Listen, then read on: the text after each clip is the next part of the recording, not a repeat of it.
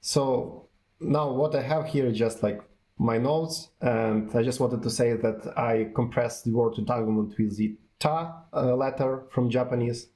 So if you see that symbol somewhere, it means entanglement. Okay, so at the beginning of that subchapter, Penrose says that we have kind of two mysteries. And the first one is the phenomenon itself, actually. So, like, how to come to terms with it and to make sense of it. And the second mystery is why the entanglement is so rare, if so ubiquitous and large in terms of like state space. So we kind of do not see the entangled universe in our everyday life. So the objects have their kind of fixed positions and delocalized ones, right? And Penrose believes that the second mystery is kind of underrated, and people are usually more concerned with the first one. And we will try to address the second one today. And the basic idea is that entanglement spreads, and eventually, like, every particle should be entangled with the rest. And that's actually how the U evolution works, and it is the U evolution which gets us there and kind of doesn't give us a chance to get out. So once entangled, like, system just becomes more and more entangled. We cannot like cut the entanglement somehow and decrease it with U process, like Schrödinger evolution. But in the real life, we do not notice those entanglements, and probably the key is the R process. And the R process can help slashing through the entanglements by measuring, and it could be an answer to the second mystery. And actually, to set up the quantum experiment, we always need the R to be present at the very beginning, like to ensure that the initial state is clean from the swarms of the entanglements. And the important note here, which I kind of make in the other style here, like a quote, is that Penrose thinks that the experimenter doesn't always do this deliberately, but like the nature itself is continually enacting the R process. So actually no intervention by the conscious observer is needed. So he has kind of interesting point that actually that's how the nature works. It somehow like interpose the R process in between the U process flow. And yeah, that's not only the preparation in terms like real measuring by the observers like us.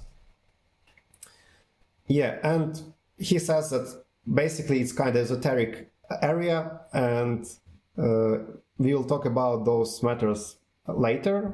And as for now, we should concentrate on the conventional quantum mechanics. And conventional quantum mechanics says that those outer entanglements could be actually ignored in practice, and they will somehow average out.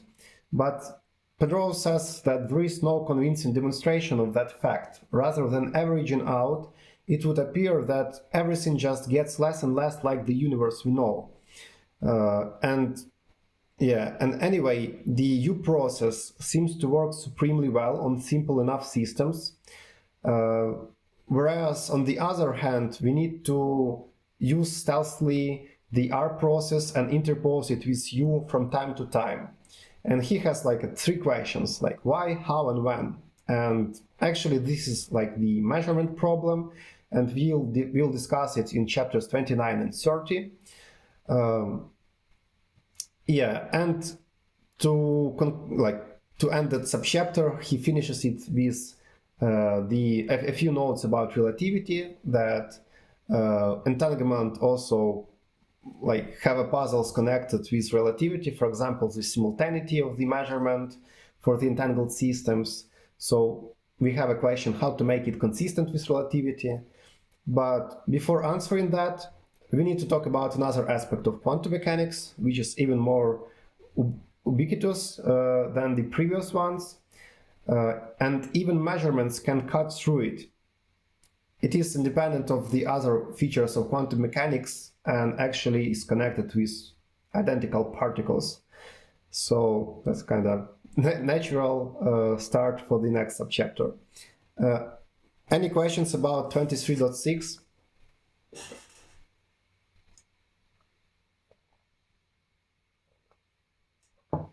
No, not really.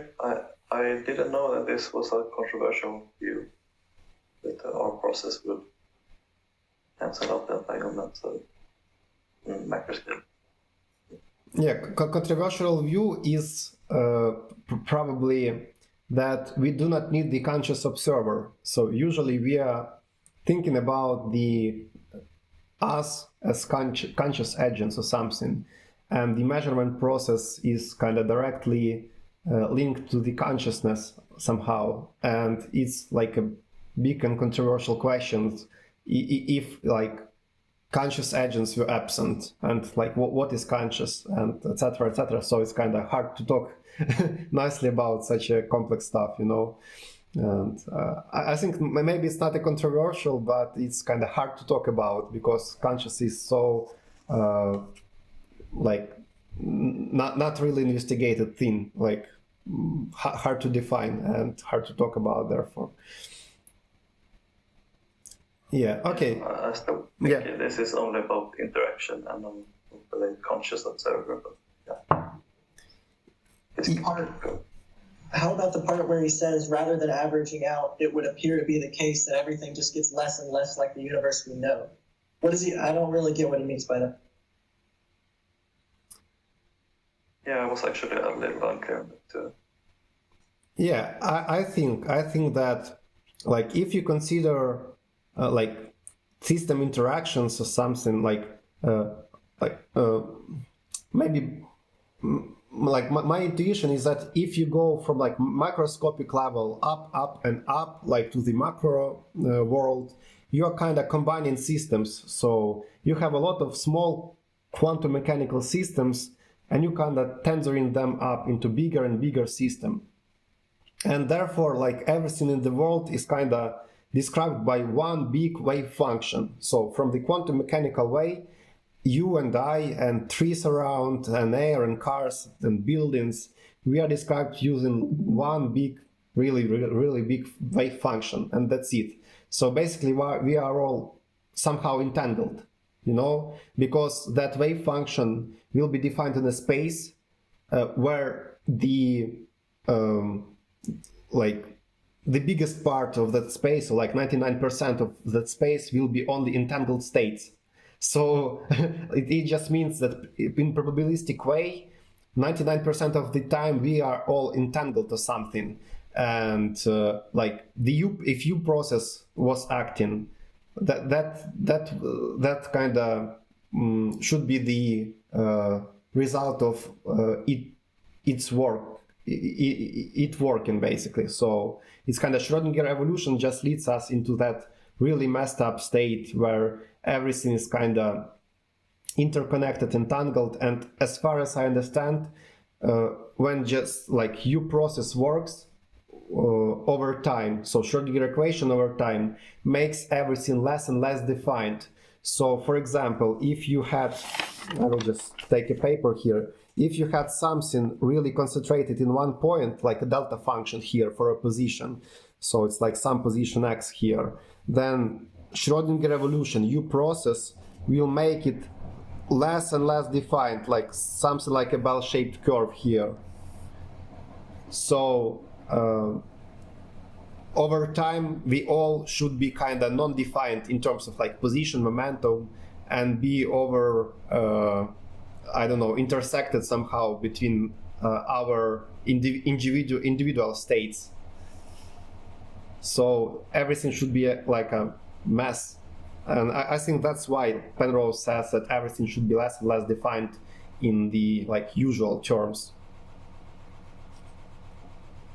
well, but he's saying that we can disregard the entanglements, that or the people are saying that it can be averaged out, which is to say that we can regard it as not being entangled. Yes, that's what we are doing currently. So we just make an assumption that like outer entanglements doesn't matter.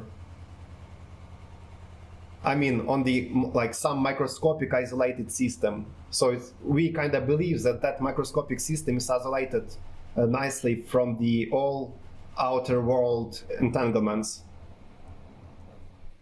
Then I'm not sure I followed your reasoning why we would do this. Were you explaining why that was the case? I didn't follow them. Let's take a look at the book. So Penrose is challenging like the conventional approach is to say, yeah, it would all get entangled, but it would just sort of average out, and then that's what gives classical behavior. yeah, And he challenges that and says that there's actually no evidence for that, but rather it would get infinitely more complicated. But I don't see what his like. I'm not getting it. He's challenging one thing that doesn't have much really to back it up, but then he doesn't really back up what he says to challenge it. I mean, it's a complicated, dirty problem in that we have to regard outside of the current system in viewing this last. I see why you wouldn't want to take this into consideration, because it kind of becomes an intractable problem. But he's saying that we can't ignore that, even if it's hard to handle. yeah. I think that he just wants us to go like for the looking for the new ways onto how we can think about those outer entanglements. But like in the current practice, I think that still, like while doing those quantum mechanical experiments, we can kind of believe that those are averaging out, and that's like the way world currently kind of, I mean, professionals in that sphere currently works. So they kind of just For practical reasons. yeah. That doesn't. Yeah, Yuri, say.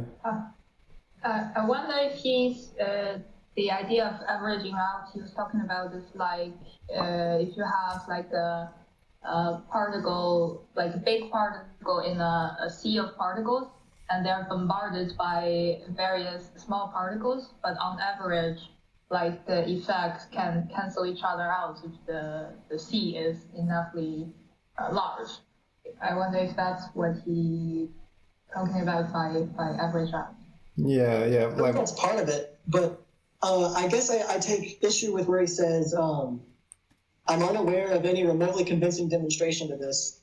Because usually the reason, okay, so I could be misremembering something, but in my quantum many-body class, there was this assignment where we were talking about having this entangled state and then letting it interact with an environment. And the reason we were doing this was because of how it relates to quantum information and quantum computing and error correction and all that. But what we saw was just like, as you let this environment interact more and more, it entangled, as we're calling it, it's entangling to more and more pieces. The result was just that it just was like it wasn't entangled at all. So it seemed to average out, meaning it gives you the same effect as it just wasn't your quantum entanglement to start with. And so that's why we all just go, oh, okay, yeah, if you don't keep it isolated and you let it interact with the environment, then you're just going to get classical physics. Yeah, if you have some notes about this or something. Yeah, I need to go back and look more into it and dig that up. Yeah, we will be glad to take a closer look to that. Yeah. Indeed. Yuri, you've been saying something? The same. I'm just wondering how Bradley. So how did they treat the interaction between the many-body system and the environment? Is it incorporated into a bigger wave function, or is it like I don't know, like a Boltzmann distribution, something like that? and that's what I need to go back and look at the details, because this was 2 years ago, so I don't actually remember. But when I dig that up, I'll let you guys know.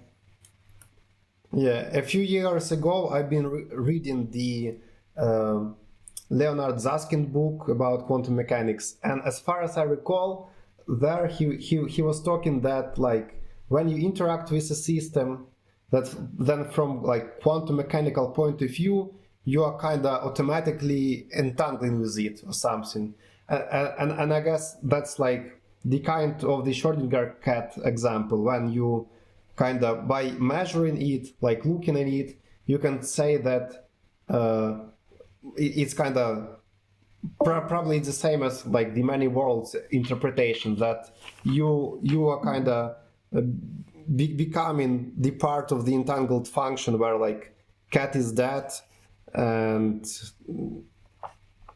you are looking at it. I just don't remember. Okay, it's kind of hard to formulate for me, but like the main idea there was that like by looking at something you are entangling with it, and therefore like everything is kind of is an entangled mass.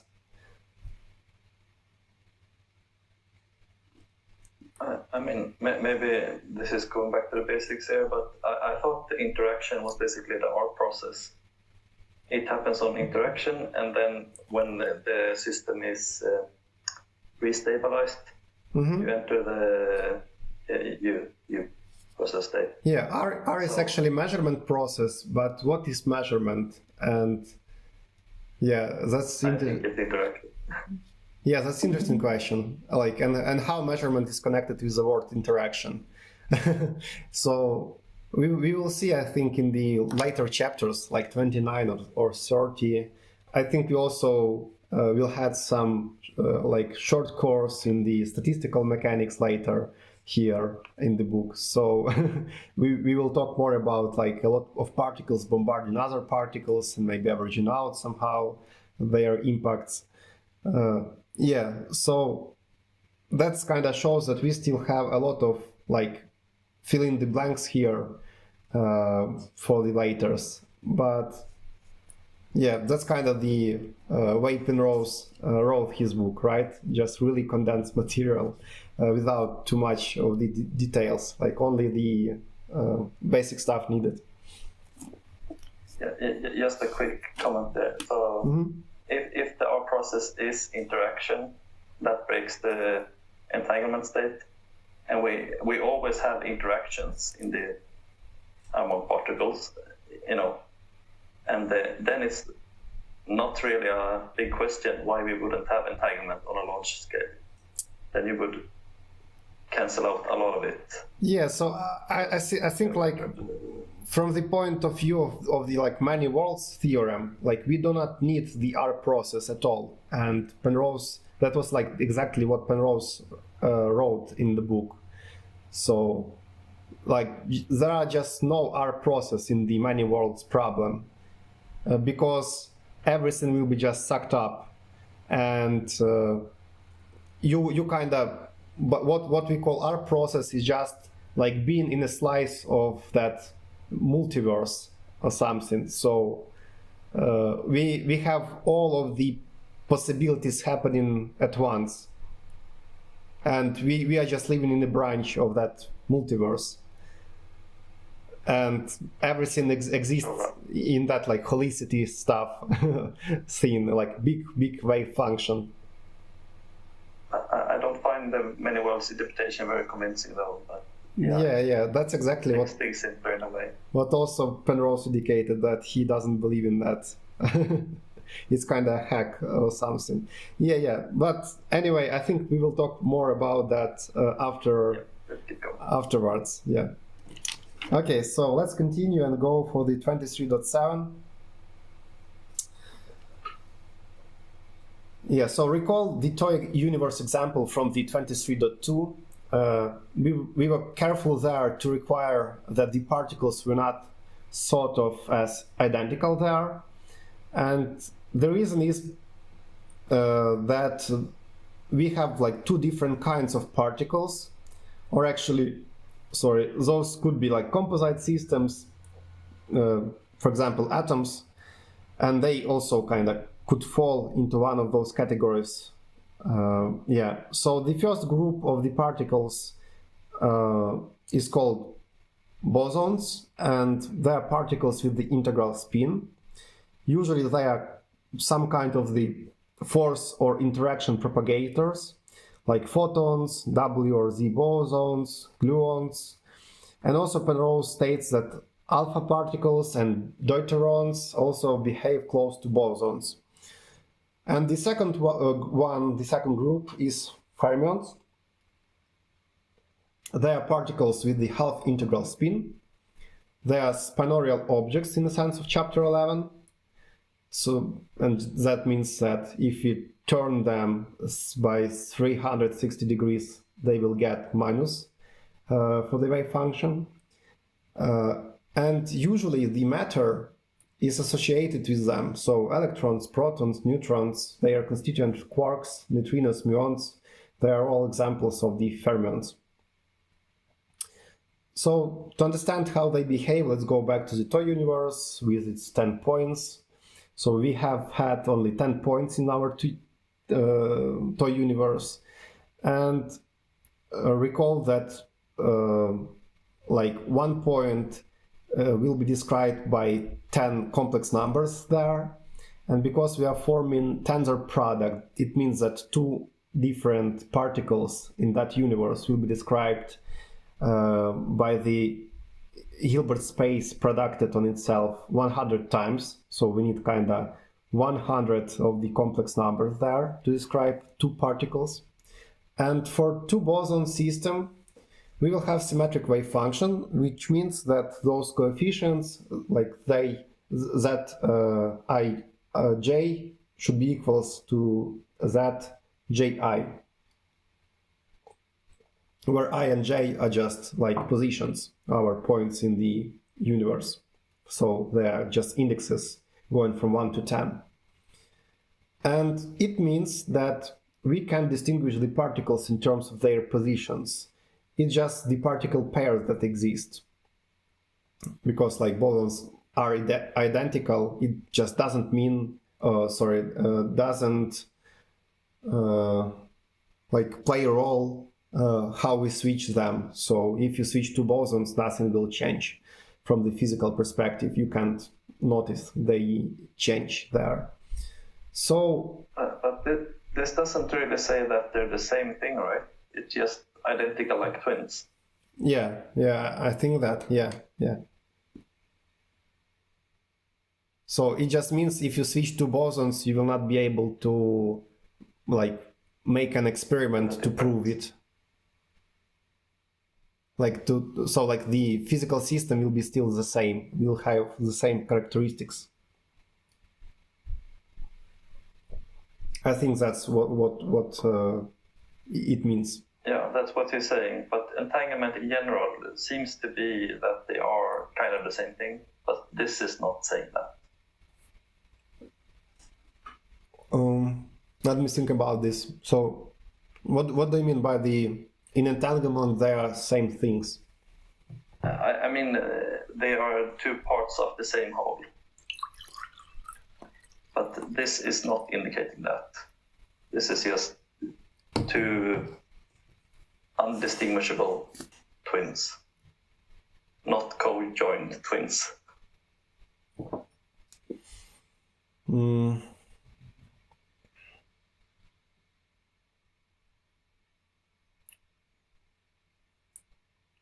Yeah, I'm just thinking that like in the entangled example for 2 different particles, like mathematically you will need like 100 numbers, complex numbers to describe the wave function. And for bosons there will be less of those. So it will be only 55. You can see, so it's kind of the problem of like how much of different ways we will have if you have like n particles which are identical in the like 10 buckets or 10 points. You can see like the stars and bars example in Wikipedia, or I can just prove it for you here. So basically stars and bars is the problems which goes something like that. So for example, if you have like 2 stars and you have 10 bars, it just means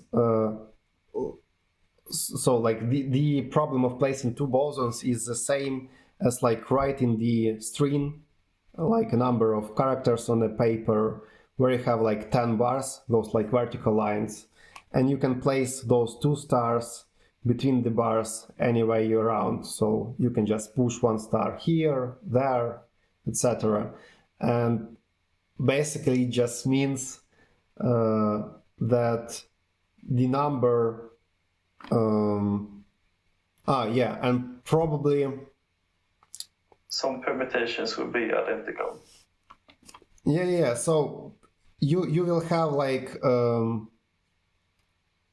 instead of 10 bars, actually you will have only 9 of those. So there will be only 9 bars because you need only 9 bars to make 10 buckets.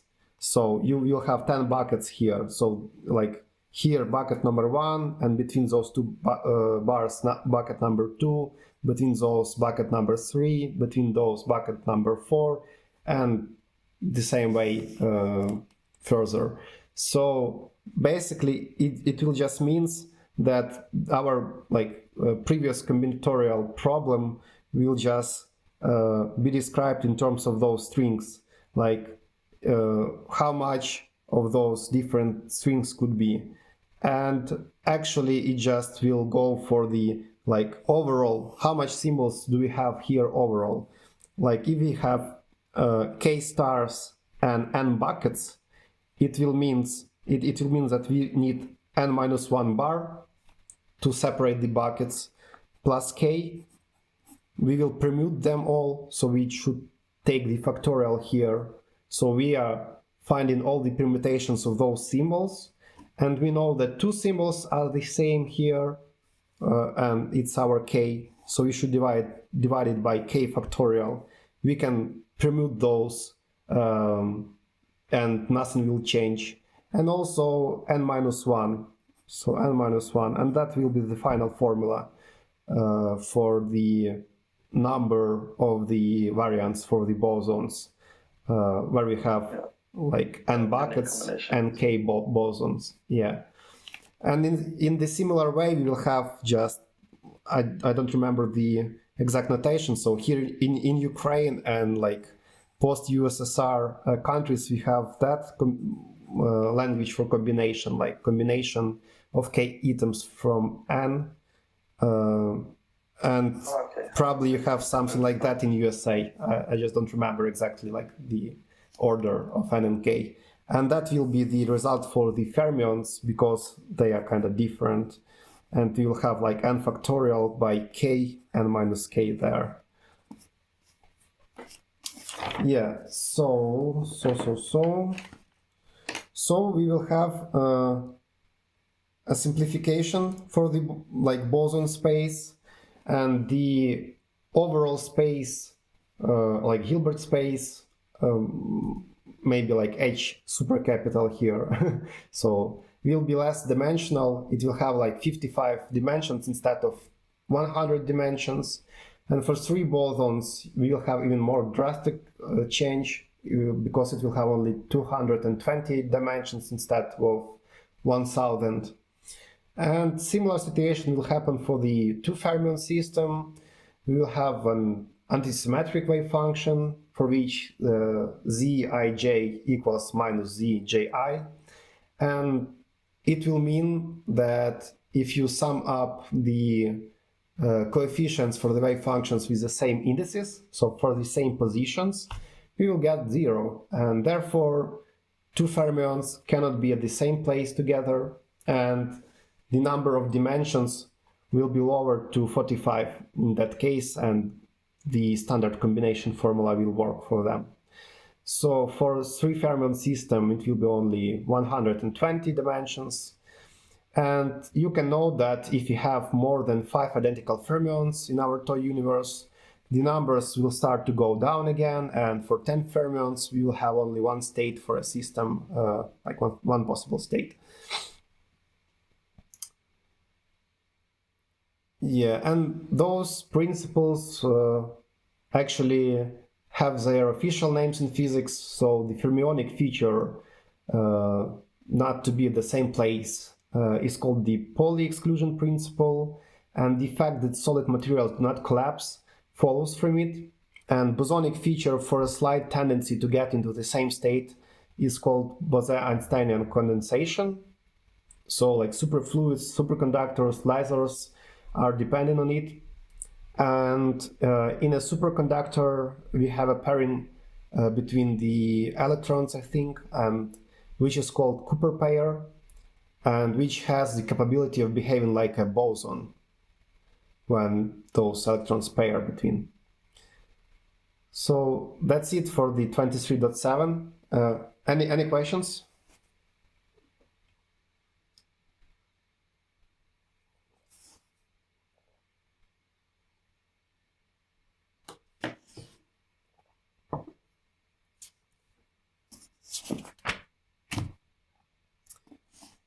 Okay, I don't have notes for the next subchapter, so we will just take a look inside the book. Let me to move camera a bit. Yeah, somewhere here.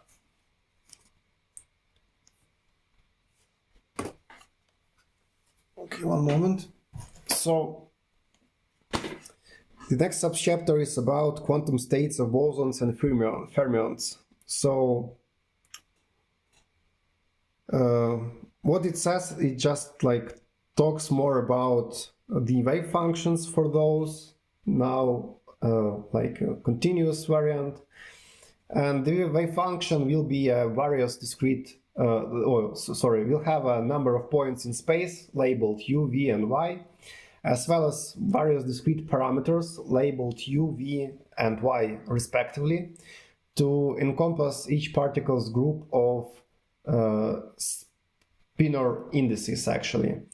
And we ask, or tensor, probably tensor for bosons, I think. So anyway, we ask first how a wave function for a pair of identical bosons will look, and the requirement is that that wave function should be symmetric under interchange of the particles, so both the continuous and discrete indices. You can see that v and u are interchanged together. And for three identical bosons, you have similar effects, so you can see that formula at the top here. And in the case of fermions, you'll have similar situation, but now with a minus at the front. So antisymmetry just happening here.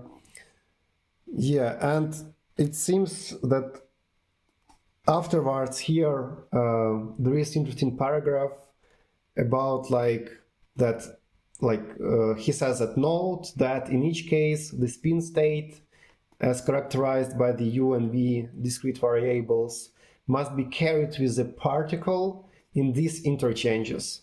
And this has the implication that when applying the Pauli exclusion principle, we regard the states as identical only if the spin states are also identical. So in addition to their location being identical, we need to think about the spin also. And this is important in chemistry. For example, when two electrons can share the same orbital, two electrons actually can share the same orbital, provided that their spins are opposite, because they are not the same there. Okay, and he says that actually that's the place to use the abstract index notation. It will kind of simplify everything here. And he says that let's describe like the usual wave function with like one index for a particular pair here, like psi of alpha, and for the other particle we will use phi of beta here as a wave function. And if particles are not identical, then the wave function for the pair of them would be just a tensor product state. So we just write those together here. Whereas if they are identical bosons, the state not worrying about normalizing factors, will be like this. So it will be like symmetric combination of those two wave functions. Yeah, and a point about the abstract index formulation here, important one, is that we have commutative multiplication. So if you just multiply in those wave functions, you can swap those. You can see that index follows here the psi. So if you swap psi with phi, beta index will follow it. And that's totally okay, because we have commutative multiplication. And you shouldn't be confused with the non-commuting tensor product. And non-commuting tensor product is dealt with by the index ordering, actually. So the non-commutativity of it is expressed as the swap of the wave functions, actually, and indexes are kind of staying at the place. So you cannot swap wave functions with the fixed indices. And that's exactly what will mean the swap in the tensor product in the abstract index notation. Yeah, so, and in the same way, we will have antisymmetrized function for the fermions there for 2. And if we will have n-identical bosons, sorry, it's for bosons also, for 2 bosons, so but written in short. Yeah, and for n bosons, we can just symmetrize and separate particles here, and we will have the wave function for the n bosonic system. Yeah, and in the same way, we will have antisymmetric function for the n fermions here. And now we have interesting paragraph after that we can notice that these many particle states are technically or entangled. So they are kind of aligned in the tensor product.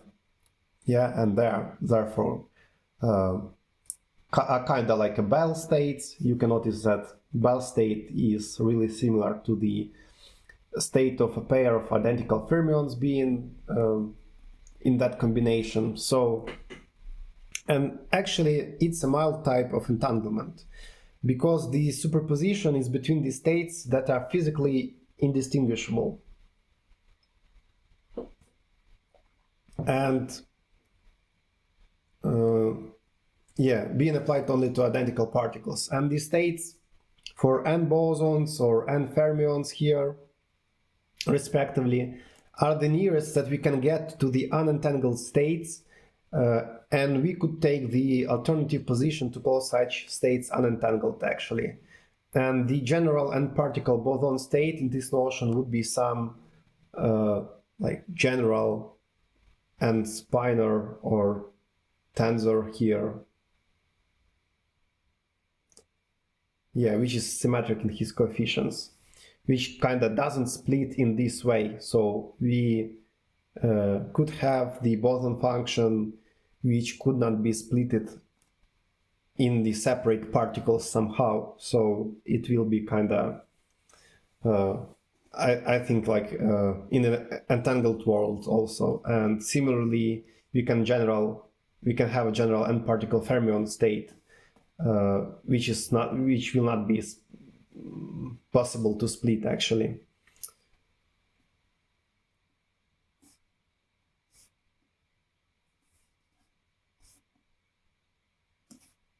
Yeah, okay, so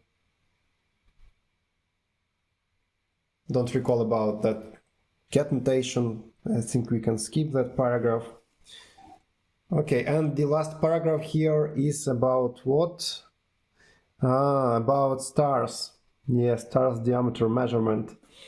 Okay, so, and also the type of entanglement that occurs with identical bosons or fermions is relatively harmless. Yeah, it has at least one significant application, and Penrose says that the bosonic entangled nature of photons arriving at Earth from the opposite sides of a relatively nearby star has been used to measure such stars' diameters using a method due to the Hanbury-Brown entries.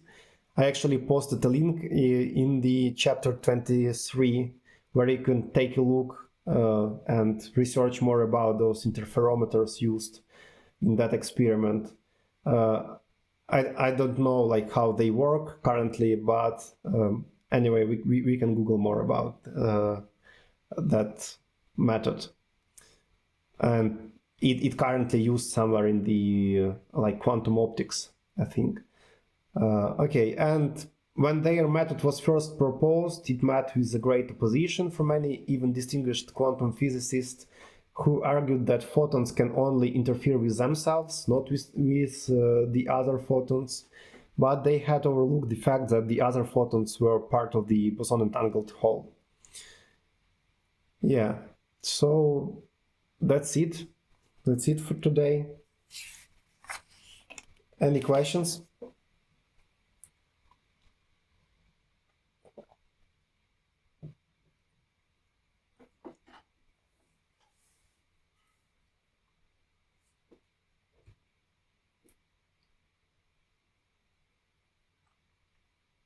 I think we understand entanglement now. Yeah, on the surface, that's true.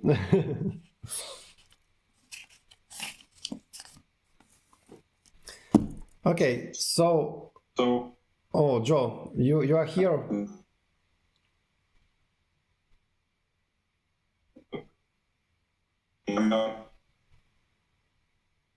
You sound like a robot. No. Yeah, it seems Discord is cutting your voice, Joe, for some reason. Maybe you are still on the road.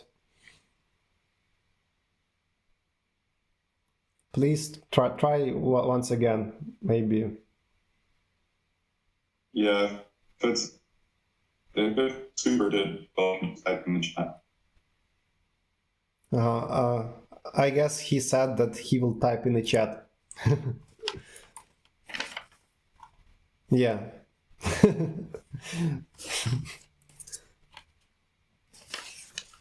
Okay, so and for the next time, I think we should finish the chapter 23. So let's talk about quantum teleportation, quantum non-cloning theorem, and quanglement, or like quantum information. And I don't know, but if you will still have energy to read more, you can also, or we together, we can read also like beginning of the chapter 24, actually, like the first maybe even 2 paragraphs of it. So we will see. I think that's like a stretch goal. So if you will feel enough strength inside of you to read the beginning of 24, you are welcome. Yeah, but if we will notice that like the ending of the chapter 23 is pretty hard, then probably we'll focus only on that part. Anyways, I'll be in tune in the beta chat, so I will inform you what I'm thinking about that when I finish my reading.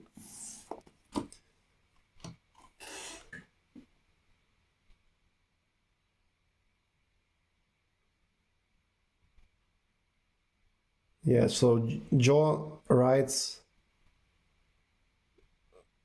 in the chat about some properties, like he says, which of these properties is most fundamental here? Spin statistics, exchange symmetry, or tensor spinor distinction? And he says that it seems like if you have one, it implies the other 2. So if you fix like spin statistics, you will have the other 2 and the other way around with the rest of that set.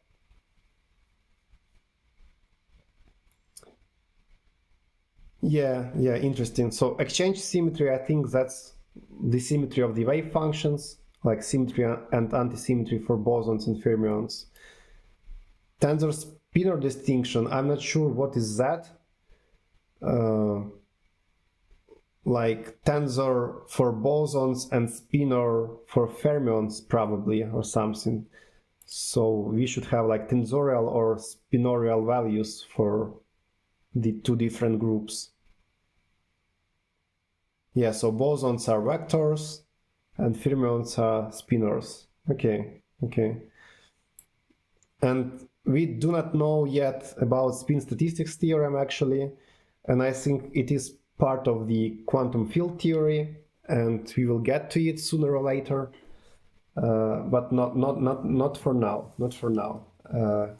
Yeah, and if you want to take a look at how spinorial quantities could be derived in a general case, you can take a look at the Physics from Symmetry book by Jacob Schwichtenberg.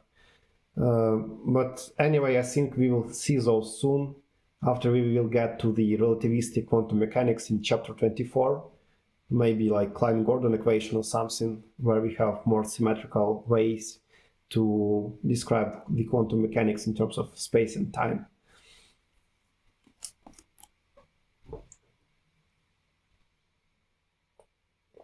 Okay, so I think that's it for today in terms of the book, and I can share a little bit about geometric unity.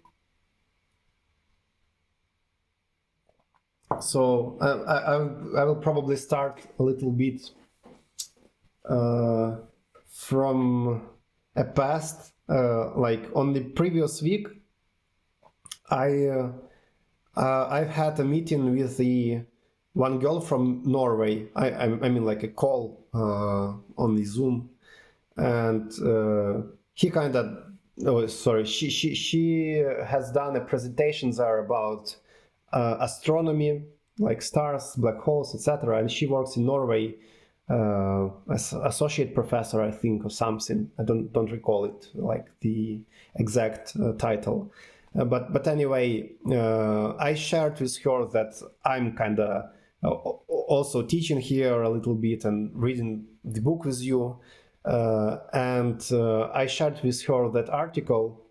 And in like 4 days, I think, she replied. And like she was really fascinated with geometric unity, actually. And she was like, oh, those ideas are really great and I really love those. Can I speak with Eric? Please connect me with him somehow.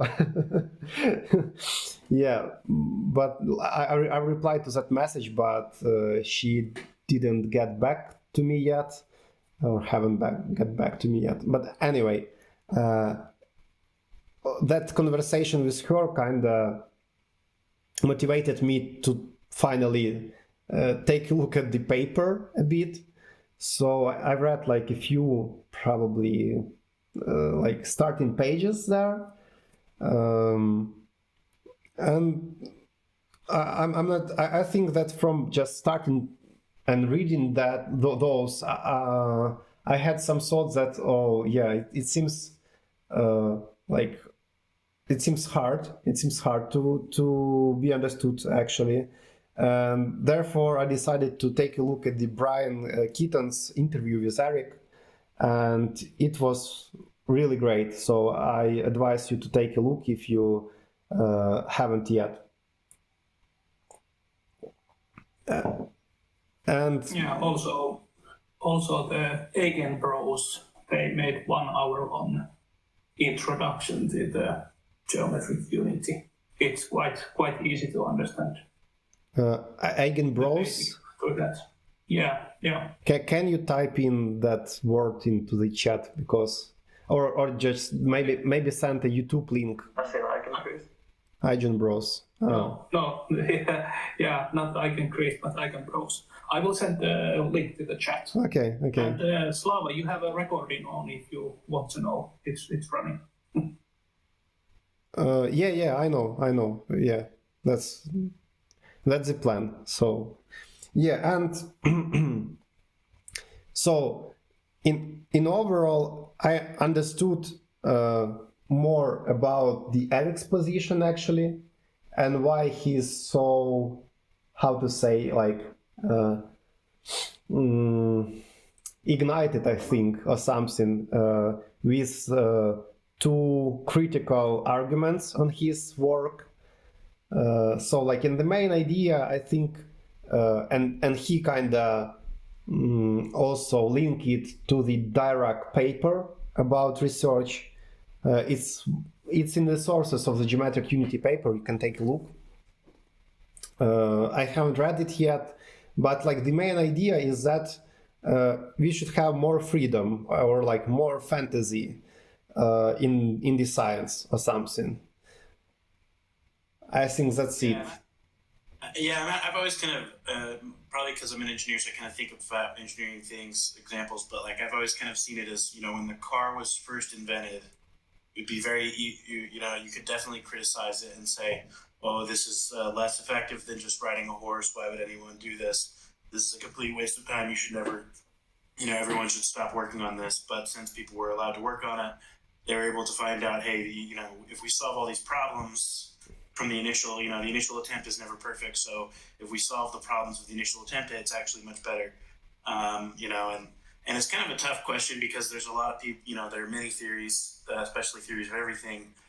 And so it's kind of hard to say like how seriously should anybody take, there's only finite amount of time. So how seriously should you take any given theory from any random person? But so, I don't know, there's kind of a balance of, there of like, weeding out the crackpots, but also not being so restrictive that it must be currently better than everything else before we even give it a chance. Because as Eric points out, if you applied this to Einstein or many other theories, that they would have died before they got their legs. Yeah. That's exactly it. So basically, we need to focus on like perspectives or maybe some pluses or like pros of the models or theories, right? And what I've noticed also, I never kind of knew about that, maybe because I'm not like the active member of physics community in the world. But anyway, Eric said, and Lee Smolin actually, who is connected to the Eric also, Lee Smolin has a book about that also, that basically like string theorists, they kind of occupied the physical science. So there was like something which is called like string theory revolution or something in the 80s, where a lot of guys, like pretty smart mathematicians, went into physics and they were going to revolutionize everything using string theory. And basically they kind of like overwhelmed the field, and they are kind of self feeding system, I mean, like feedback loop going into the string theory is really powerful or something in terms of money, for example, and etc. So Eric's point on the string theory is that like currently I think too much like it's some kind of the rigid academic structure currently or something, I think, and it's kind of stopping us from going further to other theories as well, or something. And it seems that Lee Smolin has a book written about that also. And from Brian Skeeton. Do you know the title of this book? Title of Lee Smolin's book? Yeah. Let me take a look. I probably saved it somewhere. I need to check up. Give me a second. Yeah, that's okay. You could post it later as well. I don't want to derail this. Sorry. Yeah, that's okay. That's okay. Probably I just. Is it the latest book he made last year? I doubt it. I think that's not it. Yeah, probably I haven't saved that. Okay, anyway. It's I just googled Lee Smolin string theory, and there's the trouble with physics, the rise of string theory, the fall of science. Yeah, that's it. Yeah, that's it. So that's like the point number one. And another point was about gauge theory and gauge theory applications in the economy. or economics, how to say that, probably economics. And I was kind of struck about the connections between, so like, as you recall, while working on the electromagnetic chapter and like Faraday tensors, etc., we also take a look at the Jacob Schwichtenberg Jacob's article about gauge theory, and that article was inspired actually by Juan Maldacena article.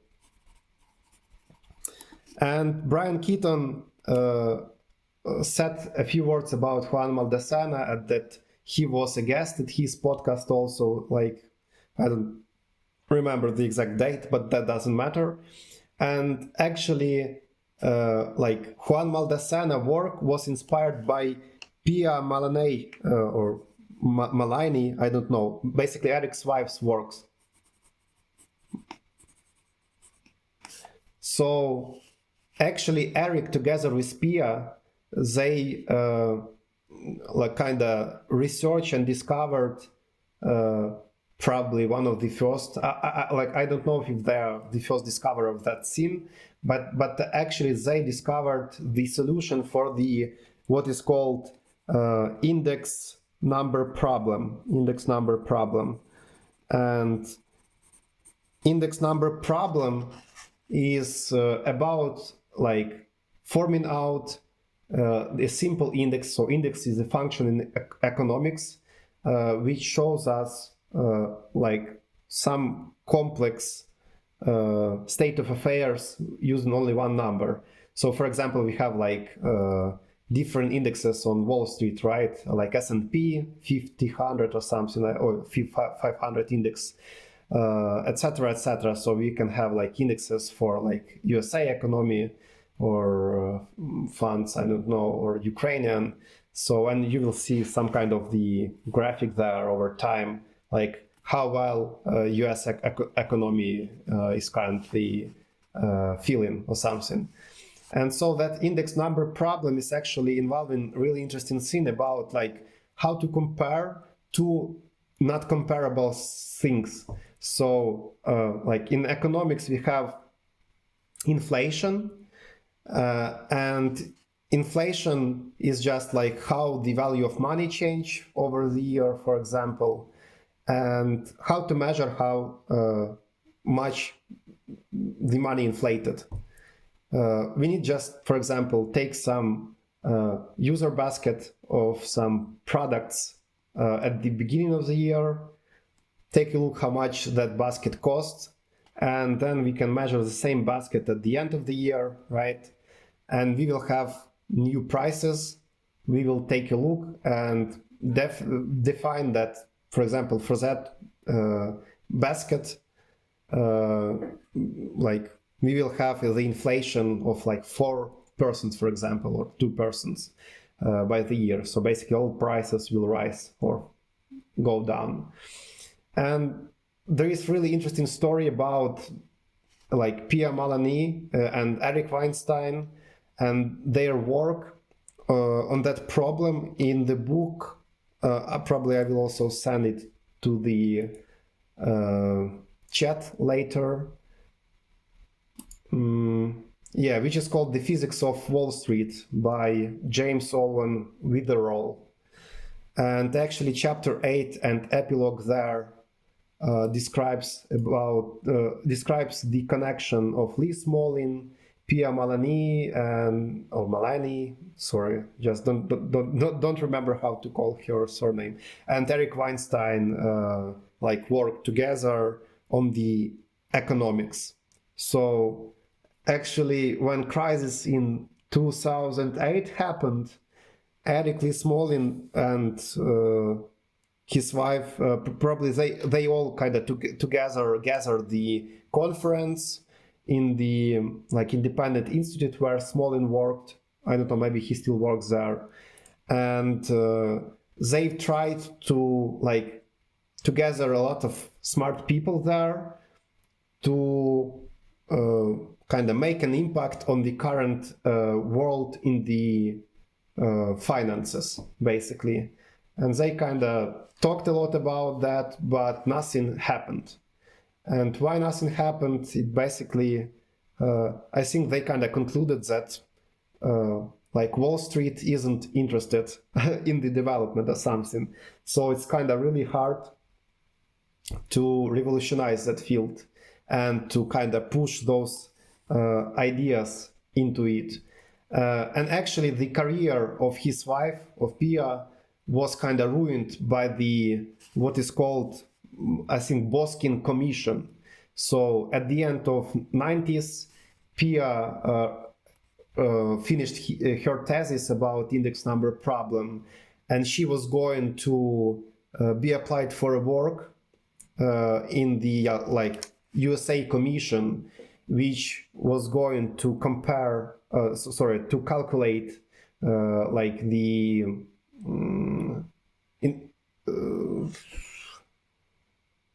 forgot the word. Inflationary index? Yeah, inflation index. Thanks. Yeah, so Boskin's commission, it seems like that, like Boskin Commission. It was a committee going to kind of revolutionize how the correct or like to create the correct way to calculate the inflation. And Pia had a kind of the perfect instrument to be used there, but like money actually decided everything, and politics, because like the politicians at charge there, they were interested to correct the inflation in the way taxes will rise and social pays will also rise, therefore, and everyone will not notice, because in terms of numbers they will be paying the same amount, but in the real terms everything will change by just hacking the one number, the inflationary index. And there is a theory that people there were paid. Actually, there were a lot of like strange stuff happening around that Boskin Commission, and one of those was like not accepting Pierre Malany into it by one guy. I don't remember it. His surname is in the book Physics on the Wall Street. So actually, really interesting story behind like gauge theory, use of it in the economics, Pierre Malany and Jacob Schwichtenberg article, so, and also string theory, a lot of information actually, right? Yeah, and the last thing is actually the geometric unity. We finally get to it.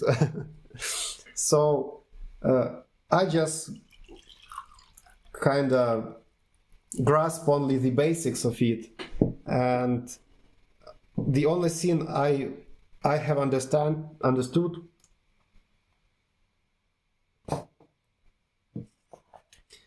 is that, like, for example, dimensionality.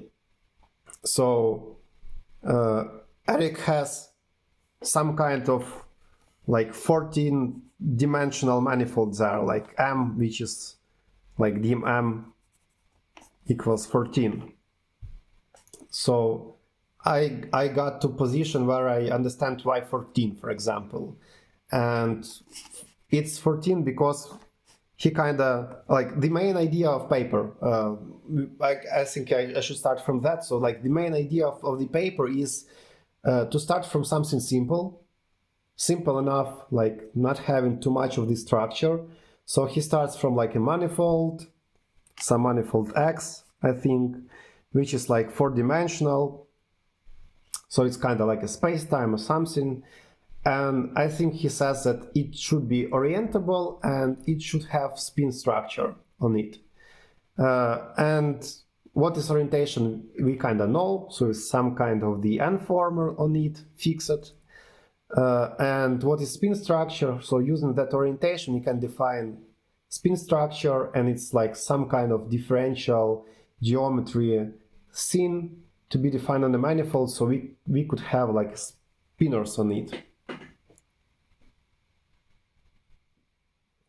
And his idea is that like we should start from something like that, really simple, and afterwards we should be able to kind of derive everything we have in the physics currently. So he has like a big picture of X4, and it implies a lot of strange things here, like I don't know, QFT, quantum mechanics, gravity, etc.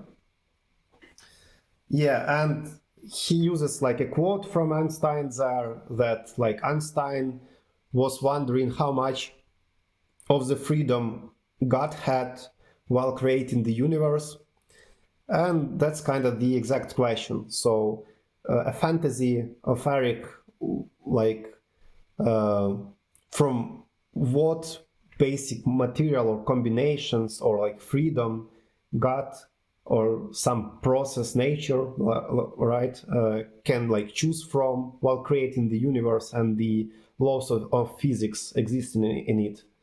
And to kind of get some freedom on that X4 manifold there, he fantasized about some bundle over it. And the bundle over that manifold is actually bundle which is 10-dimensional, and those 10 dimensions, they correspond respectively, like 4 of those correspond for 4 space-time rulers. So we should have like 4 rulers to measure x, y, z, and time, and plus 6 protractors. And 6 protractors are just the things which will measure angles between different axes. So for 4 axes, for 4-dimensional space-time, we will need 6 of those, like combinations of x, y, y, z, xt, zt, etc. So only 6 of those. And that's basically it. So actually he has a space-time, like 4 dimensions for it. 4 dimensions is a freedom for choosing the rulers. So that's exactly the gauge theory, the thing like the Weil was working on, where he said that ruler can change over the path. So while you travel, your ruler could shrink or grow, and therefore the measured length will also change. Yeah, and actually his ideas later will go into like Yang-Mills theories and all of those gauge things. And that's exactly what Weinstein is using here. So he just has 4 rulers which will deliberately kind of change while you traveling over that bundle, and 4 protractors which will also measure angles differently while you are kind of traveling over the bundle. Yeah, and that's basically it, I think. Yeah, so he kind of allows some freedom on it, and therefore now we can fantasize onto how those rulers and protractors change. And I think that geometrical unity is about that theory of allowing or like giving some freedom for those rulers and protractors to change, and therefore like we won't have like a fixed space-time actually with a fixed maybe that like space-time matrix, and they will be some kind of more dynamic entities in the new theory. So like Einstein theory will have more freedom in it. And it seems to me that geometric unity is just about giving that freedom there. Yeah, so that's it for me for today. Maybe you have something to add?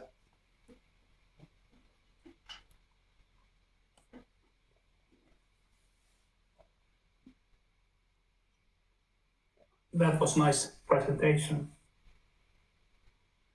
So I remember that Eric called this X4 as a proto space-time with that concept. That has no metric yet. Yeah. But he wants to create a metric from the connections. Yeah, I actually was like going to the high dimensions first and then coming back and have the space-time as we have it now. I actually was a bit distracted from like thinking more about geometric unity because I was fascinated about that story about people like Lee Smolin, Pierre Malany, and the connections to Jacobs' paper and Maldacena work and Boskin Commission. I kind of also love economics, so I dived into that Wall Street book also and read everything about that index number problem and connection to the gauge theory. And I think that actually economics metaphor here works really well to understand gauge theories better. All of those things like parallel transport, connections, etc. So it's really connected with just comparing like different products in different conditions actually.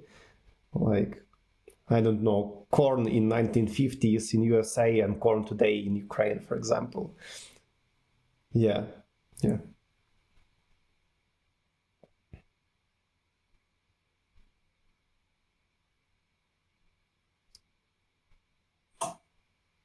Yes, he has many quite unique ideas. He has put and concepts. He has put to visualize those ideas behind the geometric unity, like eye looking itself. That was nice thing, and also the ship construction, that the ship that goes into the bottle. I found it also quite amazing. Yeah, Joe wrote in the chat that in the GU lecture, Eric states that a complete theory of fundamental physics will marry Einstein, Dirac, and Yang-Mills equations, and 10 dimensions of rulers and protractors over x4 seems to give the Einstein's equation. And Joe asks, when does Dirac enter? Or Dirac enter? It sounds like Dirac has been snuck in the assumption that x4 has a spin structure. Yeah, that could be the case. I do not know because I haven't read chapter 24 yet.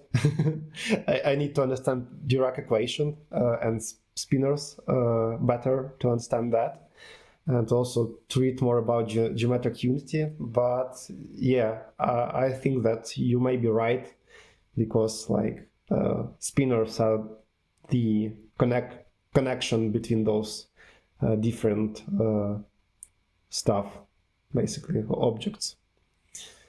Yeah, we'll see. Anyway, like we have some beginning here, and I don't know, maybe that girl from Norway will also join us in the future, or maybe she will come and tell us more about her understanding, because it seems that she understands the paper really nicely from her words and her impressions. I just feel that.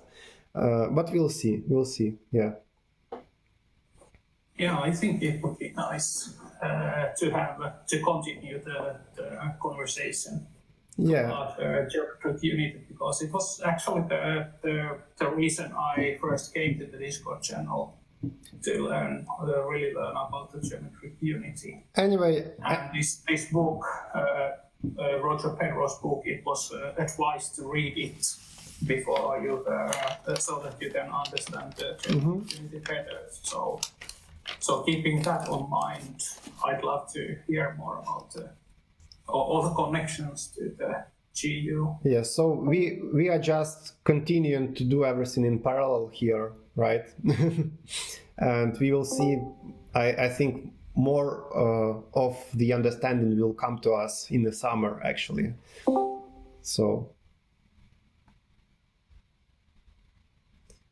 meanwhile, we will be reading the book with our own pace, and also maybe trying to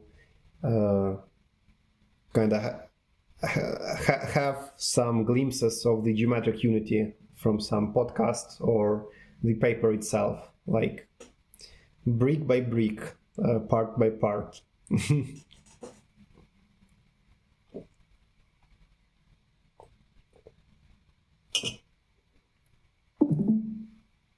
I was reading the comment of Joe from the text chat that his primary interest is the third generation of matter.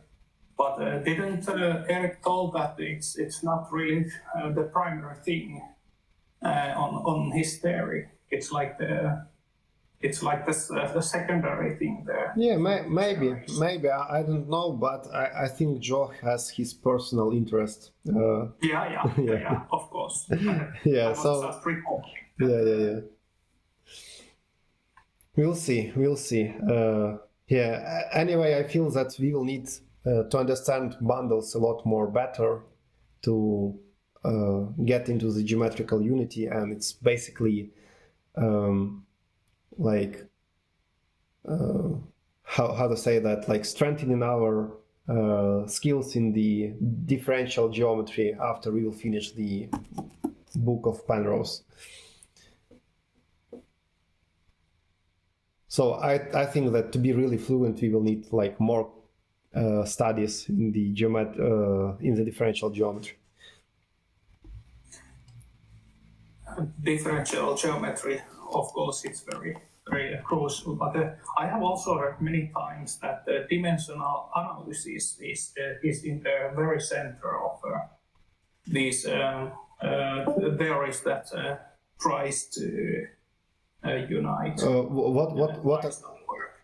What analysis? I just dimensional. And what is that? I never heard about like dimensional analysis.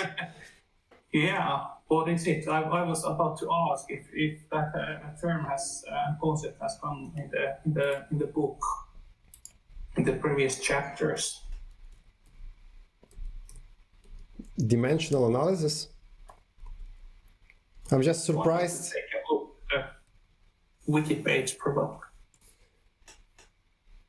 Yes, there is Wikipedia page about that.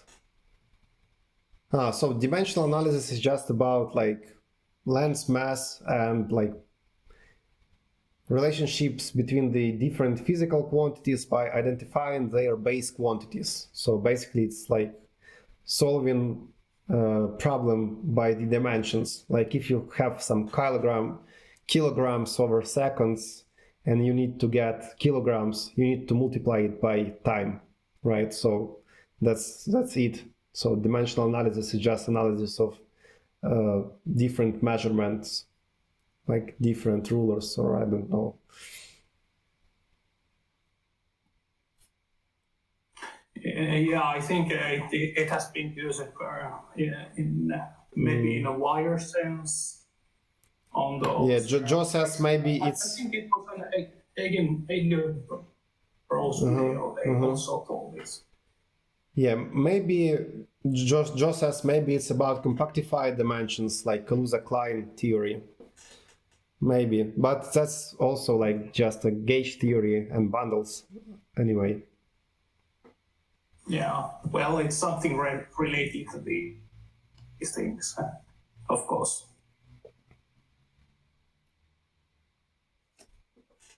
Okay, so I think I will stop recording as for now.